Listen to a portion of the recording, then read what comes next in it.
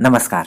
आज की इस वीडियो में हम चर्चा कर रहे हैं कक्षा 12 की पॉलिटिकल साइंस के खंड ब की तीसरी और चौथी यूनिट के रिवाइज सिलेबस के अकॉर्डिंग जो लेसन्स हैं जो इस बार बोर्ड की परीक्षा में आएंगे उनके ऑब्जेक्टिव क्वेश्चंस। आप सभी को पता होगा कि इस बार बोर्ड की परीक्षा में ऑब्जेक्टिव क्वेश्चंस बहुत ज़्यादा रहेंगे, तो इसीलिए आप इन सभी को सावधानी से समझें। और अगर आपने पहले के वीडियो नहीं देखे हैं तो वो भी ज़रूर देखें और चैनल को सब्सक्राइब कर लें। हम ऐसे वीडियो समय समय पर तैयार करके आप तक पहुंचाना चाहते हैं और सभी साथियों तक इसको शेयर करें ताकि उनको भी इसका लाभ मिल सके। पसंद आए तो लाइक ज़रूर करें। चलिए हम बात कर लेते हैं। जो पहला लेसन है इसका, ये आपके जातिवाद और सांप्रदायिकता से संबंधित है। ये लोकतंत्र के समक्ष चुनौतियों वाली यूनिट है। इसका पहला लेसन जातिवाद और सांप्रदायिकता। इसके प्रश्न देख लेते हैं हम। तो इसमें जैसे पहला प्रश्न है, भारतीय सामाजिक व्यवस्था में जो कारक अभी तक पूर्णतः जाति को निर्धारित करता है वो कौन सा कारण है। यानी जाति का निर्धारण अभी तक जिस हिसाब से हो रहा है वो कौन सा मानते हैं आप। देखिए ये सभी जो पॉइंट्स दे रखे हैं उनमें जन्म सही है, तो जन्म ऑप्शन जो है सही रहेगा, ब ऑप्शन। दूसरा क्वेश्चन है, निम्न में से किस राजनीतिक दल के जन्म का आधार जातिवाद है। यानी जाति के हिसाब से ही वो तैयार हुआ है। जैसे कांग्रेस है, राष्ट्रीय कांग्रेस है, बीजेपी, ये तो नहीं है। और बहुजन समाज पार्टी जो इसको हम बीएसपी भी बोलते हैं, बीएसपी मायावती जिसकी मुखिया है, तो ये जो है जातिवाद से ही जुड़ी हुई पार्टी है। इसके बाद में अगला जो क्वेश्चन देखें, स्वतंत्रता के बाद भारत के राजनीतिक क्षेत्र में जाति का प्रभाव पहले की अपेक्षा बढ़ा है। ये बात किसने कही? ये कही थी के.एन. मेनन ने। ठीक है। इसके बाद में अगला जो क्वेश्चन है वो देखें, जातीय संगठन राजनीतिक महत्व के दबाव समूह के रूप में परिवर्तित हुए हैं। ये बात किसने कही? ये बात कही थी मेयर ने। इसके बाद में अगला क्वेश्चन है, वर्तमान काल में जाति व्यक्तियों को एकता के सूत्र में बांधने में बाधक सिद्ध हुई है। ये किसने कहा? ये कहा था D.R. गाडगिल ने, तो ब ऑप्शन सही रहेगा। इसके बाद में अगला जो क्वेश्चन है, निम्न में से कौन सा सांप्रदायिकता का दुष्परिणाम नहीं है। बाकी तो हैं, एक नहीं है। देखो आपसी द्वेष, आर्थिक हानि, राष्ट्रीय एकता में बाधा, ये तो फिट नहीं बैठेगा। और राजनीतिक स्थिरता, ये फिट बैठेगा। ठीक है, तो ये ऑप्शन जो है द सही रहेगा। फिर अगला क्वेश्चन है, 1989 में अयोध्या विवाद पर उत्तर भारत में अनेक स्थानों पर हिंसक वारदात हुई। हिंसा का ये रूप क्या कहलाएगा? तो देखिए इसमें जातिवादी हिंसा भी नहीं है, नक्सलवादी हिंसा भी नहीं है, सांप्रदायिक हिंसा है ये। ठीक है। इसके बाद में अगला क्वेश्चन देखें, अन्य समुदायों के बढ़ते प्रभाव को बढ़ा चढ़ाकर प्रस्तुत कर भय दोहन की राजनीति क्या कहलाती है। तो भय दोहन सांप्रदायिक राजनीति है ये। ठीक है।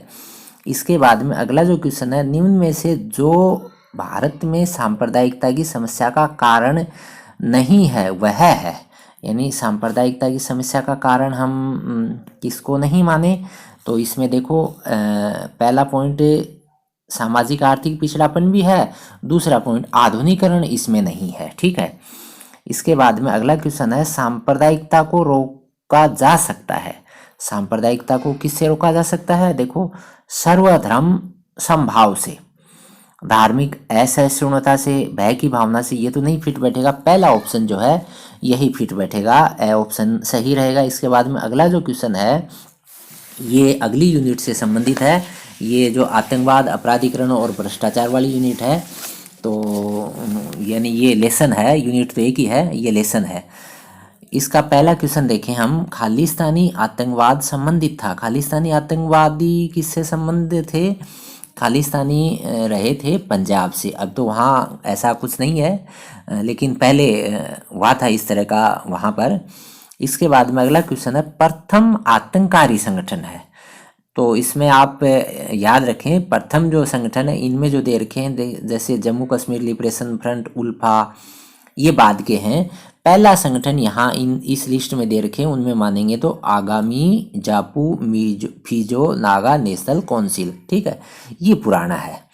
इसके बाद में अगला जो क्वेश्चन है, बोहरा समिति संबंधित है। बहुत बार परीक्षाओं में आया हुआ है, कंपटीशन परीक्षाओं में भी ये प्रश्न आया हुआ है। बोहरा समिति किससे संबंधित है? राजनीतिक अपराधीकरण से। यानी राजनीति में जो अपराधीकरण हो रहा है उसको कम करने के लिए इसने अपने सुझाव रखे थे। उल्फा किस राज्य में सक्रिय आतंकवादी संगठन है? उल्फा है असम में। इसके बाद में अगला जो क्वेश्चन है, आतंकवाद का प्रमुख उद्देश्य क्या है? तो देखो, आतंकवाद का प्रमुख उद्देश्य खुशहाली स्थापित करना, इसके बाद में देखो सामाजिक न्याय की स्थापना करना, आर्थिक न्याय की स्थापना करना, आतंक स्थापित करना, यही फिट बैठेगा यहाँ। इसके बाद में नेक्स्ट क्वेश्चन है, भारत में नक्सलवादियों की गतिविधियों के उदय का जो मूल रहा है, ठीक है, तो नक्सलवादी घटनाएं किसके कारण हुई? देखो, क्षेत्रवाद, जातिवाद, धर्म में विभिन्नता, ये तो नहीं है। भूमि सुधार कानूनों की क्रियान्विति न होना, ये जो नक्सलवाद हुआ है आपके बिहार है, चाहे वो झारखंड है, छत्तीसगढ़ है, इनमें ये जो मैटर उठा है, ये भूमि सुधार कानून सही तरीके से नहीं लगा, इस कारण वहाँ ये हुआ। इसके बाद में अगला क्वेश्चन है, आतंकवाद का विश्व स्तर पर पतन हुआ है, रंगमंच खून से तरबतर है, चरित्र मृत्यु है, ये बात किसने कही? ये बात कही थी यूरो त्रिफोनाव ने। बहुत अच्छा क्वेश्चन है। इसके बाद में अगला जो क्वेश्चन है, भ्रष्टाचार को रोकने के लिए कानून बनाया गया है। भ्रष्टाचार को रोकने के लिए कानून कौन सा है? भ्रष्टाचार निरोधक कानून है। इसके बाद में जो अगले क्वेश्चन है, ये गठबंधन की राजनीति वाले लेसन से संबंधित क्वेश्चन है, इसी यूनिट का है ये आगे। तो देखें, गठबंधन की राजनीति का पहला क्वेश्चन देखें तो मई 1996 में अटल बिहारी वाजपेयी की सरकार कितने दिन चली थी? तो स्टार्टिंग में ही बनी थी अटल बिहारी की सरकार, ये 13 दिन चली, फिर अगली बार 13 महीने चली और उसके बाद में इन्होंने 5 साल तक शासन किया था। ए ऑप्शन सही रहेगा। फिर अगला क्वेश्चन है, प्रधानमंत्री मोरारजी देसाई की सरकार थी। मोरारजी देसाई की सरकार कौन सी थी? ये जनता पार्टी की सरकार थी। और फिर अगला क्वेश्चन है, वीपी सिंह की सरकार कब बनी थी? वीपी सिंह, विश्वनाथ प्रताप सिंह की सरकार, ये याद रखें, वीपी सिंह की सरकार कब बनी थी? 1989 में, 1989 में। इसके बाद में अगला क्वेश्चन है, निम्न में से एनडीए का मुख्य दल है। एनडीए का मुख्य दल कौन सा है? एनडीए का मुख्य दल बीजेपी है, ठीक है, नेशनल डेमोक्रेटिक अलायंस, ठीक है। कांग्रेस वाले गठबंधन का क्या नाम है? यूपीए। इसके बाद में अगला क्वेश्चन इसी का आ गया, निम्न में से यूपीए का मुख्य दल कौन सा है? यूपीए का मुख्य दल कौन सा है? कांग्रेस। इसके बाद में अगला क्वेश्चन है, भारतीय गठबंधन की राजनीति की विशेषताएं हैं। देखिए, स्थायित्व का अभाव, ये भी ठीक बैठेगा। दल बदल की प्रवृत्ति, ये भी ठीक है। गठबंधन में एक दल की प्रधानता का होना, ये भी सही है। यानी कुल मिला के सारी चीज़ सही है, द ऑप्शन सही रहेगा। इसके बाद में अगला क्वेश्चन है, निम्न में से गठबंधन की राजनीति का लाभ नहीं है, ठीक है। तो देखो, गठबंधन की राजनीति का लाभ क्या नहीं है? शासन निरंकुश नहीं बन सकता, ये तो है। सशक्त विपक्ष भी बनता है इससे, अधिक योग्य लोग का योगदान का लाभ मिलता है, ये भी ठीक है। अस्थायी सरकार, यानी गठबंधन हो जाए तो सरकार कुछ दिन चल जाती है, तो ये नहीं बैठेगा, ठीक है ना। ड ऑप्शन हो गया सही। इसके बाद में जो अगले क्वेश्चन है, ये विदेश नीति से संबंधित हैं और ये आपका लेसन है भारतीय विदेश नीति और गुटनिरपेक्ष आंदोलन वाला है, चौथी यूनिट है ये। इसका पहला क्वेश्चन देखें तो हम भारत की विदेश नीति के जनक किसको मानते हैं? भारतीय विदेश नीति के जनक मानेंगे पंडित जवाहरलाल नेहरू को, पहले प्रधानमंत्री रहे ये। फिर ये अच्छा क्वेश्चन है अगला, भारत में के संविधान का अनुच्छेद 51 किससे संबंधित है? ये है विदेश नीति से संबंधित है। इसके बाद में नेक्स्ट क्वेश्चन देखें, भारत की विदेश नीति का आधार स्तंभ क्या है? भारत की विदेश नीति का आधार स्तंभ याद रखना क्या है? अंतर्राष्ट्रीय शांति और सुरक्षा है, ठीक है। फिर चौथा क्वेश्चन रहेगा, पंचशील पर हस्ताक्षर किस किस ने किए थे? पंचशील पे हस्ताक्षर किए थे भारत और चीन ने। इसके बाद में नेक्स्ट क्वेश्चन देखें तो ये है आपके व्यापक परमाणु प्रसार निषेध संधि CTBT पर भारत ने क्यों हस्ताक्षर नहीं किए? तो ये भारत ने हस्ताक्षर क्यों नहीं किए? भारत अपनी सुरक्षा से चिंतित था और इसी कारण उसने नहीं किए, यानी पहला ऑप्शन राष्ट्रीय सुरक्षा के कारण उन्होंने नहीं किए।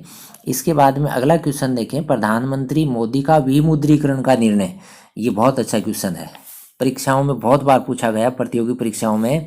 ये नोटबंदी हुई थी ना, वही तारीख है, कब है ये है 8 नवंबर 2016 को, ठीक है। इसके बाद में अगला जो क्वेश्चन है, ये अपने अगली जो यूनिट है इसमें UNO से संबंधित क्वेश्चन है। UNO के सभी पॉइंट्स हैं उनके आधार पे क्वेश्चन है। तो पहला क्वेश्चन है, संयुक्त राष्ट्र में अनुच्छेद हैं, यानी कितने अनुच्छेद हैं? ये हैं 111 अनुच्छेद। फिर संयुक्त राष्ट्र संघ महासभा ने शांति के लिए एकता प्रस्ताव को स्वीकृत किया, ये किया था 3 नवंबर 1950 को। वह ऑप्शन सही रहेगा। इसके बाद में अगला क्वेश्चन है, संयुक्त राष्ट्र संघ के मुख्य अंग कितने हैं? संयुक्त राष्ट्र संघ के मुख्य अंग 6, ठीक है ना, द ऑप्शन सही रहेगा। इसके बाद में अगला जो क्वेश्चन है, संयुक्त राष्ट्र संघ का कौन सा अंग संयुक्त राष्ट्र का बजट पारित करता है? बहुत अच्छा क्वेश्चन है, परीक्षाओं में बहुत बार आया हुआ है। बजट पास करने का काम किसका है? साधारण सभा का, जिसको महासभा भी बोले अपन। इसके बाद में अगला क्वेश्चन है, संयुक्त राष्ट्र संघ के महासचिव की नियुक्ति कौन करता है?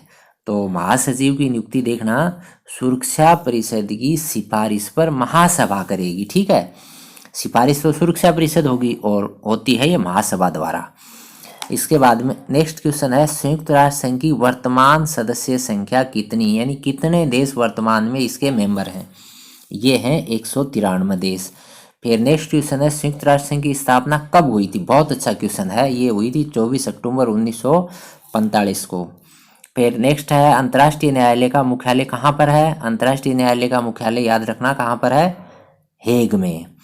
फिर नेक्स्ट क्वेश्चन है, मानव अधिकार दिवस प्रतिवर्ष कब मनाया जाता है? मानवाधिकार दिवस भी बोले तो ये मनाया जाता है 10 दिसंबर को। फिर अंतिम क्वेश्चन है, संयुक्त राष्ट्र संघ दिवस कब मनाया जाता है? संयुक्त राष्ट्र संघ जैसे हमने पहले भी देखा था, संयुक्त राष्ट्र की स्थापना कब हुई थी? 24 अक्टूबर 1945 को। तो ये दिवस कब मनाया जाएगा? 24 अक्टूबर को। तो साथियों, ये क्वेश्चन थे, बोर्ड की परीक्षाओं में बहुत इंपॉर्टेंट क्वेश्चन रहेंगे। आप प्रारंभ से अंत तक बने रहे, धन्यवाद। और आप पुराने वीडियो नहीं देखे हैं तो वो भी ज़रूर देखें, चैनल को सब्सक्राइब कर लें। हम आगामी समय में ऐसे ही महत्वपूर्ण प्रश्न तैयार करके आप तक पहुंचाने का प्रयास करेंगे। धन्यवाद। जय हिंद।